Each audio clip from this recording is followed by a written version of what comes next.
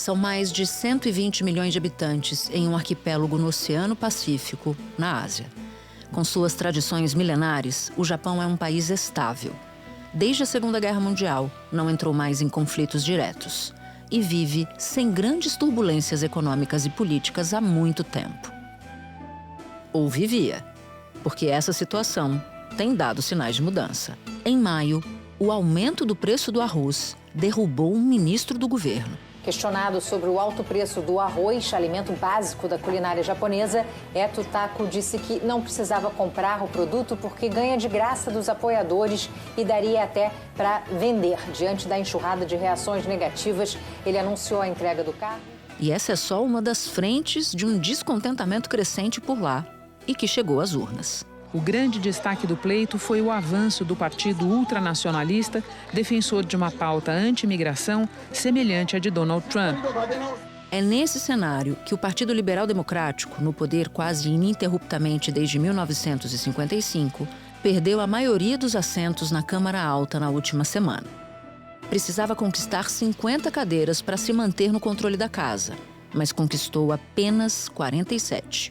Apesar da derrota, o primeiro-ministro Shigeru Ishiba disse que vai permanecer no cargo. Em pronunciamento, Shigeru Ishiba prometeu combater a alta da inflação e negociar as tarifas impostas pelos Estados Unidos. O grande avanço mesmo veio do campo conservador e justamente de um partido novato, de ultradireita, nascido na pandemia, o Sansei-to. O Partido Radical de Direita saltou de 1 para 14 cadeiras, fortalecendo a oposição e entoando um discurso que pode nos parecer bem familiar. Japão em primeiro lugar, uma cópia escrita do discurso de Donald Trump nos Estados Unidos.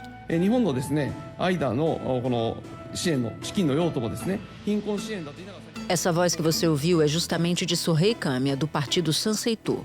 Ele é conhecido como o Trump japonês. Nesse trecho que você ouviu, por exemplo, ele fazia críticas a repasses para as emergências climáticas e para o que ele chamou de ideologia de gênero. Da redação do G1, eu sou Natuzaneri e o assunto hoje é a guinada disruptiva no Japão, economia em crise e o avanço da ultradireita. Por que olhar para o resultado da eleição do país asiático e o que explica o avanço de um partido cujo discurso se assemelha ao do presidente dos Estados Unidos? Meu convidado é Maurício Moura, professor da Universidade George Washington, nos Estados Unidos. Maurício acompanhou a eleição direto de Tóquio. Sexta-feira, 25 de julho. Maurício, no último domingo teve eleição no Japão e algo inesperado aconteceu. Há 70 anos que o Japão era governado pelo mesmo partido, o LDP.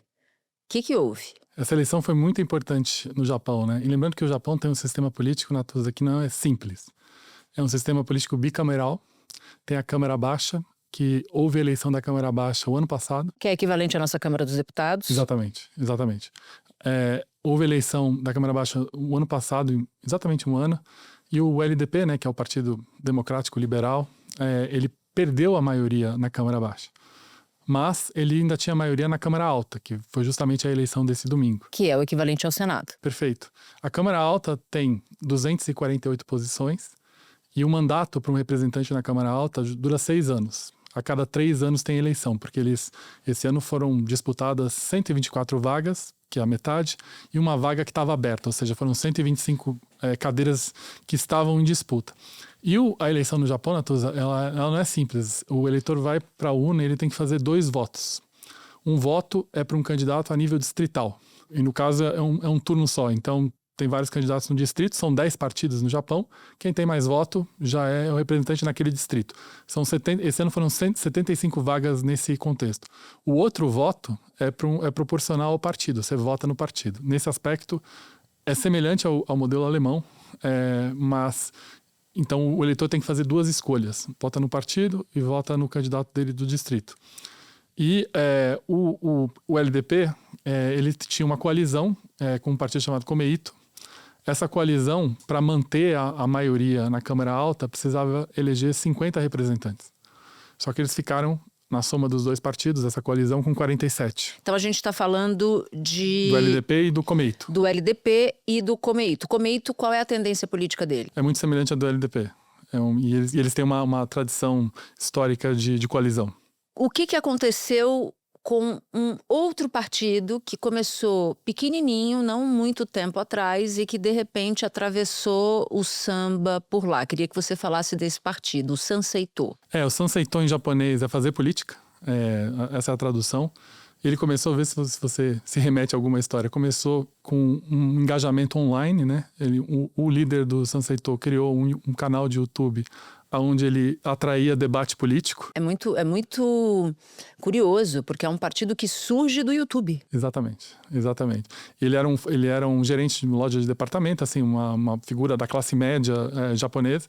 E ele começou, durante a pandemia, ele começou a atrair debate político no canal dele.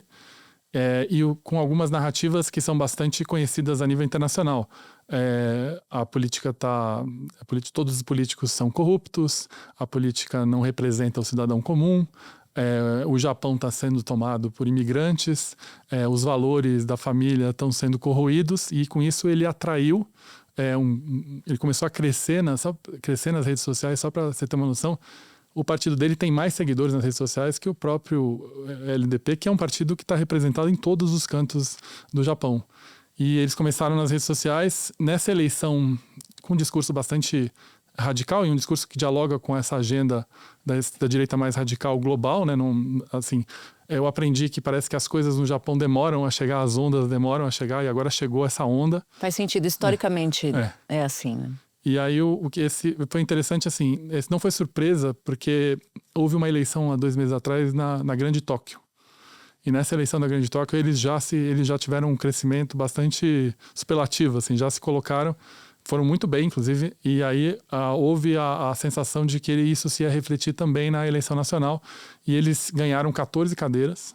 Mas assim, parece pouco, mas eles saíram de uma cadeira para 15, eles já tinham uma na Câmara Alta, passaram a ser o terceiro partido relevante no país. Lembrando que o LDP tinha um partido de centro-direita, a oposição, o CDP, Partido Constitucionalista, mas que assim, do ponto de vista dos japoneses, aliás, a gente fez pesquisa lá na TUSA, eu achei muito interessante que 60% dos japoneses não acreditam que nenhum desses partidos pode resolver o problema deles. Vamos dar uma parada aqui.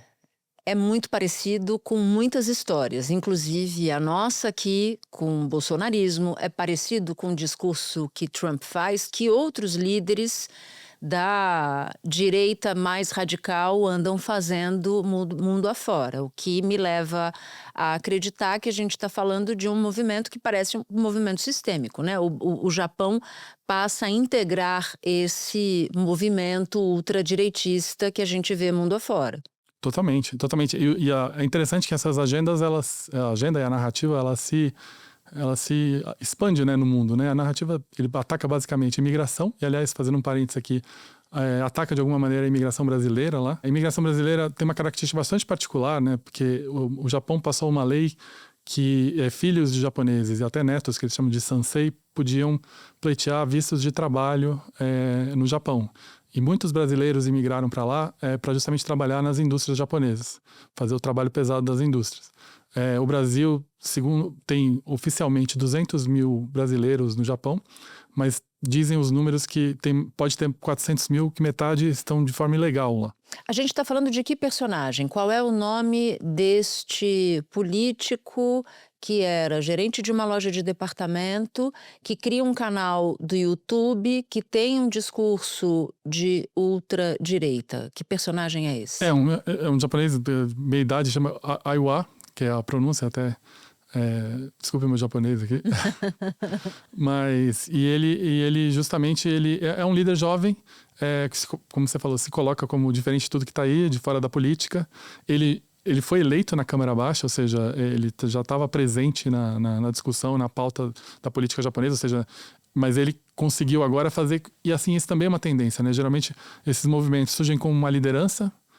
Portugal passou por isso agora recentemente. O André Ventura lá era uma liderança sozinho. Ele entrou praticamente solo no Congresso Português, agora é o segundo partido em Portugal. É o mesmo movimento, né? É uma liderança que depois puxa um movimento com as narrativas de imigração, de antissistema e de corrupção, né? O nome dele é o Sohei Kami, é isso? É. Sohei Kami, tá certa a minha pronúncia. Meu japonês está ótimo. Sohei Kami.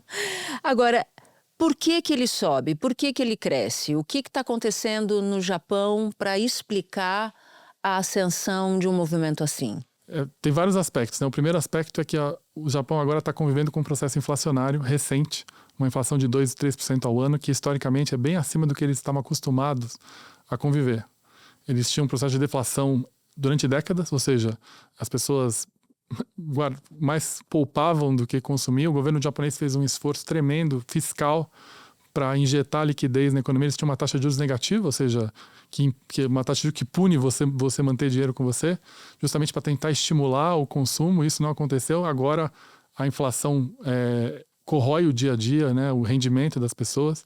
E tem um item lá que é muito importante para a cultura japonesa, que é a inflação do arroz. O arroz subiu quase 50%. Quando eu vi o gráfico do aumento do preço do arroz, é impressionante, ele sobe muito rápido. O governo japonês tentou aumentar a oferta de arroz. Lá eles têm estoques de alguns produtos agrícolas, eles aumentaram o estoque. E eles foram obrigados a importar o arroz. Isso aconteceu por alguma razão específica? Questão climática? Questão climática, oferta e demanda. Lembrando que parte do arroz era produzido localmente, a produção local foi muito menor. E para eles isso é uma crise, né? Porque o arroz faz parte da cultura gastronômica muito forte no Japão. Além disso, como houve essa perda de renda das pessoas, tem uma discussão muito grande da ordem de grandeza dos impostos que são pagos no Japão. Teve uma discussão na campanha dos partidos de oposição, né, os 8 partidos de oposição, pedindo que houvesse um corte nos impostos de consumo. Inclusive, alguns partidos advogavam a ideia de isentar o imposto de consumo. O primeiro-ministro Ishiba, na reta final da campanha, ele era contra essa diminuição de impostos por um argumento fiscal, mas na reta final da campanha, ele começou a distribuir recursos direto, né, dar dinheiro direto para ajudar as pessoas que foram afetadas pela perda de rendimento, pela perda de renda real, e foi acusado de ter sido insuficiente e ter sido eleitoreiro, né? Ele teve essa... E além disso, para completar essa onda toda, né, de inflação, de perda de renda, que é uma coisa que não é normal lá, o Japão estava no meio de uma negociação comercial com os Estados Unidos, que a negociação caiu no meio da campanha. A carta do Trump para o Japão foi a uma semana da votação. Que é a taxação, a tarifa do Trump, né? E o primeiro-ministro Ishiba foi obviamente afetado com isso. E uma das acusações que circulou na opinião pública japonesa é que ele não fez o suficiente para fechar a negociação. A negociação foi fechada um dia depois da eleição, que é até meio cruel com ele, mas ele foi muito criticado por isso. E só para você ter uma ideia, o partido dele geralmente fazia 50% dos votos. O LDP. E nas eleições fizeram 32. Esses 18 foram distribuídos na oposição e muito desse foi para esse partido novo. O Sanseitou. Eu fiquei com uma dúvida sobre a comunidade brasileira lá. Existe algum tipo de discriminação, de atitude contra esses brasileiros? São os decassegues, né? São os decassegues, exatamente. Olhando o discurso do Sanseito, né? O discurso dele, obviamente os brasileiros se encaixam bem nesse público que eles criticam, né? Qual que é a crítica da visão dele, né? É que os imigrantes vão para lá e não se adaptam à cultura, não se engajam no idioma, não fazem esforço para fazer parte da sociedade japonesa, se inserir na cultura japonesa. E tem um argumento econômico, que eles dizem que aí é um argumento muito refutável, que eles não contribuem com impostos, com os devidos tributos para a economia japonesa, que não é verdade, porque a maioria que está lá paga imposto, enfim, os números são contra esse argumento, mas o argumento central é que eles não fazem parte, não se inserem, não se integram na cultura japonesa. É um discurso bastante xenófobo, né? E lembrando que uma coisa importante da comunidade brasileira, é muito diferente a imigração brasileira para o Japão da imigração brasileira para os Estados Unidos, por exemplo, ou para a Europa. É uma imigração muito concentrada, que vem do estado de São Paulo, muita gente do estado de São Paulo, diferente dos Estados Unidos, que tem uma concentração de gente em Minas Gerais muito forte. E, obviamente, que é um laço óbvio, essas pessoas têm uma conexão, uma raiz japonesa. Uhum. Então, a gente está falando de brasileiros que têm uma conexão familiar com o Japão, né? Sim. E tem lá uma população idosa muito grande, né? Eu estive no Japão em 2023 e me impressionou. Eu fiz muitos passeios com guias e todos os guias, normalmente, os que eu tinha comigo e os que eu via com outros turistas, porque lá tem a barreira da língua, né, muito forte, porque a grande maioria não fala inglês, mas todos eram pessoas idosas. E eu perguntei, eu falei, olha, eu noto que tem uma faixa etária de guias turísticos, porque você vai para outros lugares e normalmente eles são mais jovens. E ele dizia o seguinte, ele falou, olha, a gente tem um problema sério aqui com previdência, a gente tem um problema sério aqui porque boa parte do que a gente ganha de dinheiro, a gente paga de imposto e paga e se alimenta, a gente se alimenta muito fora de casa, a gente quase não faz refeição, as residências são normalmente pequenas, né? São bem pequenas e a gente precisa de um complemento de renda. Então você vai encontrar muitos guias turísticos que depois de se aposentarem fazem um complemento de renda trabalhando como guias e, portanto, tem mais de 60, mais de 70. Eu fiz um passeio com um guia que tinha 80 anos de idade. Sob o ponto de vista eleitoral, isso faz com que o eleitorado do Japão, de alguma maneira, seja muito conservador. Tanto é que o Japão, das democracias do mundo, talvez seja politicamente o mais estável. O que está acontecendo nessa eleição é um evento totalmente fora da curva para os japoneses, né? É um evento de um partido desconhecido crescendo, o partido que sempre teve no poder perdendo a maioria nas duas casas. Então, com uma liderança mais jovem. Exatamente. Isso é um problema seríssimo e, obviamente, uma das soluções, né, que a gente conversa com os demógrafos sobre o Japão, é, obviamente, a imigração, né? E isso não é um tema exclusivo do Japão. Em vários países da Europa que tem problema de natalidade e de envelhecimento da população, também a imigração seria uma solução. E o que a gente vê é o aumento, o crescimento dos discursos anti-imigração. E outra coisa que é muito importante no Japão é que os níveis de comparecimento da eleição japonesa, que ficam bastante abaixo de 50%, por exemplo, também são o fato que parte da população é envelhecida e vota menos também, comparece menos. E, obviamente, isso ajudou a oposição, porque os votos dos jovens, que é um voto mais indignado, ele aumentou a proporção do total. Isso é uma dificuldade que o LDP teve, mobilizar o voto dos jovens. Eles tentaram fazer alguns movimentos para tentar colocar alguns candidatos em distritos mais jovens, fazer uma renovação, mas não foi suficiente, porque eles não tinham um argumento central de mudança, né? Espera um pouquinho que eu já volto para continuar minha conversa com o Maurício. Eu me lembrei de um outro episódio, eu estava em Osaka, que tinha sido a primeira cidade que eu parei para conhecer, e um desses guias, o nome dele não era John, mas eles adotam nomes ocidentais, americanos, que é para facilitar a pronúncia, e eu fui conversando com ele, perguntando quantos jornais havia ali em Osaka, quais eram as tendências desses jornais e tal. E ele disse, bom, aqui nós temos 5 jornais. Eu não me lembro se ele falava sobre Osaka ou sobre o Japão como um todo. Mas ele falou, olha, a gente tem 5 grandes jornais e cada jornal tem uma tendência política diferente. E eu disse, e qual jornal o senhor lê? Aí ele respondeu, eu não vou te dizer.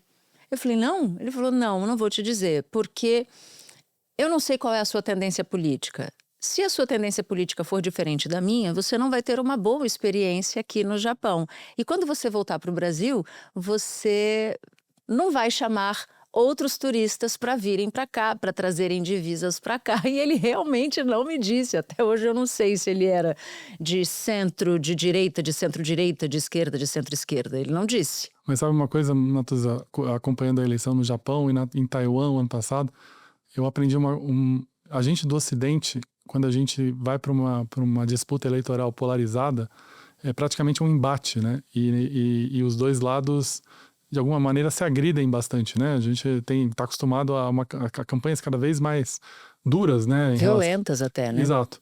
Por exemplo, a gente teve a eleição do México ano passado, que a gente teve dezenas de assassinatos mesmo, né?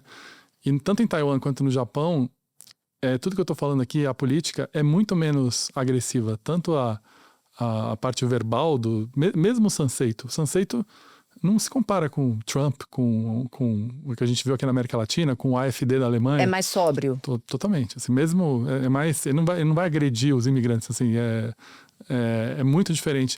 E em Taiwan, eu me lembro que uma cena em Taiwan que me marcou muito, assim, a gente estava vendo um ambiente muito polarizado na eleição lá, principalmente porque um lado pregava mais a autonomia de Taiwan, o outro lado pregava mais a separação, mas eles, na rua, faziam campanha junto. se misturavam, né? Se misturavam, aí tinha um comício de um, aí saía, e o comício do outro, o grupo de um saía, o outro entrava, assim, no mesmo lugar. Eles não brigavam, eles não se hostilizavam. É. Faz sentido no Japão essa contenção mesmo, porque eles são muito contidos. Né? Isso na Ásia talvez seja uma lição, assim, de modus operandi para a política, né? Que no Ocidente a gente não está vendo isso. Interessante isso. Não, no Ocidente vai-se para as vias de fato, né? Eu queria falar um pouco mais da economia do Japão. Você já falou do arroz, a gente já abordou o envelhecimento da população, o que torna mais caro o gasto público, naturalmente, porque tem despesa previdenciária, despesa com saúde, por aí vai. O Japão também perdeu o posto de terceira maior economia do mundo. Do ponto de vista macroeconômico, a gente está falando de um país também super endividado. Como é que isso influenciou nessas eleições? Parte desse endividamento, essa relação dívida-PIB que passa dos 200%, né? É muita coisa, né? É justamente essas décadas onde eles tiveram que fazer um esforço fiscal para estimular o consumo. Claro que em economia, você sabe, o problema não é o tamanho da dívida, mas é a tua capacidade de refinanciá-la e os prazos que você refinancia a sua dívida. Claro que o Japão sempre atraiu capital por questões óbvias, é um país sólido, uma economia estável. Então, eles, de alguma maneira, sustentaram isso. Mas esse é um problema real na campanha, trazendo para a campanha de novo, porque o governo vai precisar fazer um esforço fiscal para reduzir essa relação dívida-PIB. Lembrando que agora, diferente do passado, eles estão com taxa de juro real, ou seja, eles estão com uma taxa de juros positiva, ou seja, quando a taxa de juros aumenta, os encargos da dívida também aumentam. Então agora eles estão numa situação que é diferente de você estar com uma taxa de juros negativa quando você tem que financiar a dívida. Então teve uma discussão muito grande sobre o governo dizendo que não dava para baixar imposto e a oposição puxando e exigindo que baixasse o imposto de consumo, ou seja, na campanha essa questão fiscal foi debatida. Aliás, é diferente de vários lugares do mundo que eu acompanho. No Japão teve uma discussão de política fiscal, né? E essa discussão passou essencialmente para essa questão do imposto. Né?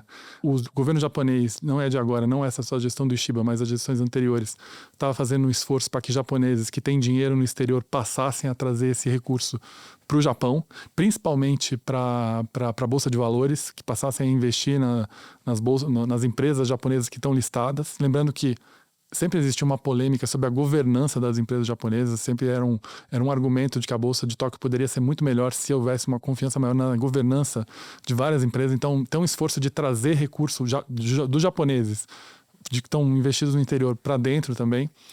E também apareceu na campanha uma discussão, que é uma discussão recente, que a gente tem hoje no mundo o dólar se desvalorizando em diversas moedas.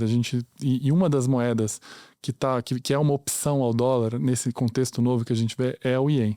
A gente teve o euro se valorizando, a gente teve o franco suíço se valorizando e agora o ien, o que tem os dois lados, né? Quando você valoriza a moeda, impacta todas as exportações, mas também você tem o impacto da inflação também. Então eles estão vivendo uma situação muito complexa e, na minha opinião, para piorar, esse é um governo fraco, né? Porque se o Ishiba continuar, até esse momento que a gente está gravando aqui, ele disse que vai continuar como primeiro-ministro num governo de minoria, que na prática significa você basicamente negociar tema a tema, né? E entregar tudo, né? Sim. E entregar tudo. Então, numa situação que ele tem que fazer aperto fiscal, que tem que lidar com a oposição, na verdade é uma situação, do ponto de vista político, bastante frágil, né? Bom, eu quero falar então, para a gente finalizar, de como ficou o acordo entre Estados Unidos e Japão. O Trump começou prometendo, ameaçando taxar o Japão em quanto e ficou em quanto? Ele ameaçou taxar em 30%, né? E eles fecharam um acordo de tarifas recíprocas de 15%. Os Estados Unidos decidiram diminuir a tarifa para os produtos japoneses a partir do dia 1º de agosto. Será de 15% em vez dos 25% anunciados antes por Trump.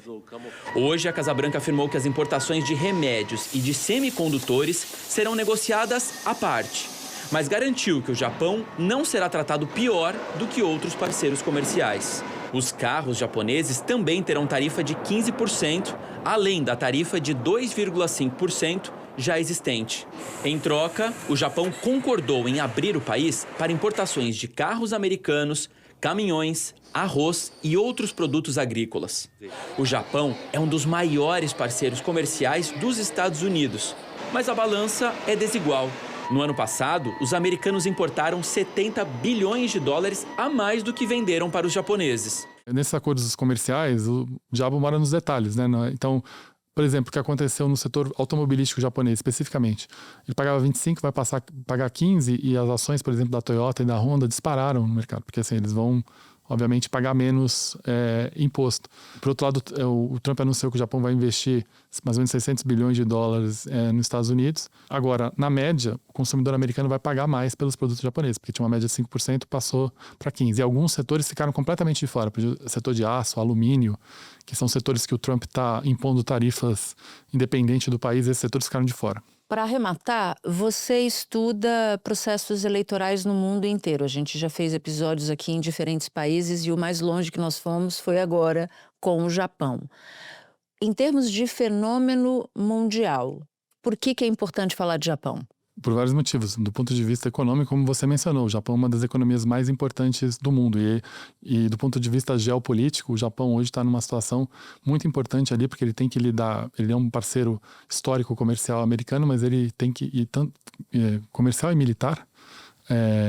E ele tem que lidar ali com a China também, né? A relação do Japão com a China é uma relação bastante complexa, assim. E obviamente ele é uma democracia, né? A gente está vivendo um período, como você sabe, né, Natuza, de expansão das autocracias no mundo. Então, assim, o Japão e é muito, na verdade, é muito ruim do ponto de vista geopolítico um governo enfraquecido no Japão, né? Porque ele vai ter que tocar essas agendas da relação com a China, da relação com os Estados Unidos e da presença do Japão a nível global, né? E para mim o que surpreende é o fato de o Japão ser esse país mais fechado do ponto de vista dos grandes movimentos sociais e políticos e agora estar suscetível e vivendo ele próprio processos que a gente vive aqui no Brasil e que outras democracias passam nesse momento mundo afora também, né? É verdade, mas é interessante que esses sistemas parlamentaristas proporcionais, eles têm um freio de arrumação para partidos extremistas, independente do lado ideológico, de muito mais acomodação do que o sistema, obviamente, majoritário, binário, que a gente tem nos sistemas presidencialistas, né? Então, mesmo que teve os partidos, obviamente, os partidos de centro perderam espaço, mas mesmo assim eles continuam com a maioria dos votos, né? Quando você fala desse freio de arrumação, você está dizendo o que exatamente? É muito difícil um partido com ideias extremas, seja de esquerda ou seja de direita, chegar ao poder no Japão, porque justamente o voto é distrital, o voto é proporcional. É como aconteceu na Alemanha também, né? O AfD, ele cresceu muito, mas ele não conseguiu chegar ao poder. É de extrema direita. Em algum momento, tudo se arranja para evitar que isso aconteça. Que é diferente de um sistema presidencialista, que você eventualmente pode ter 2 candidatos de extremos no segundo turno. É possível, por exemplo, na França, em 2017, a gente ter um candidato da extrema esquerda e da extrema direita no segundo turno na França. Maurício, eu adorei ter você aqui no estúdio. Acho melhor você passar mais vezes, mais temporadas no Brasil para a gente poder fazer assim mais episódios juntinhos aqui, um de frente para o outro. Não, obrigado pelo convite. Me vendendo que poucas pessoas vêm no estúdio, então é uma honra aqui. É verdade, poucos assuntos. Obrigada, um beijão. Se você ouviu o episódio até aqui, eu vou te fazer um convite. Baixar o aplicativo do G1 no seu celular. Por lá, você pode ouvir o assunto, claro, e pode também acompanhar todas as notícias do dia em tempo real e de graça. Este foi o Assunto, podcast diário disponível no G1, no YouTube ou na sua plataforma de áudio preferida. Comigo na equipe do Assunto estão Mônica Mariotti, Amanda Polato, Sara Rezende, Luiz Felipe Silva, Thiago Kazuroski e Carlos Catelan. Eu sou Natuza Neri, fico por aqui. Até o próximo assunto.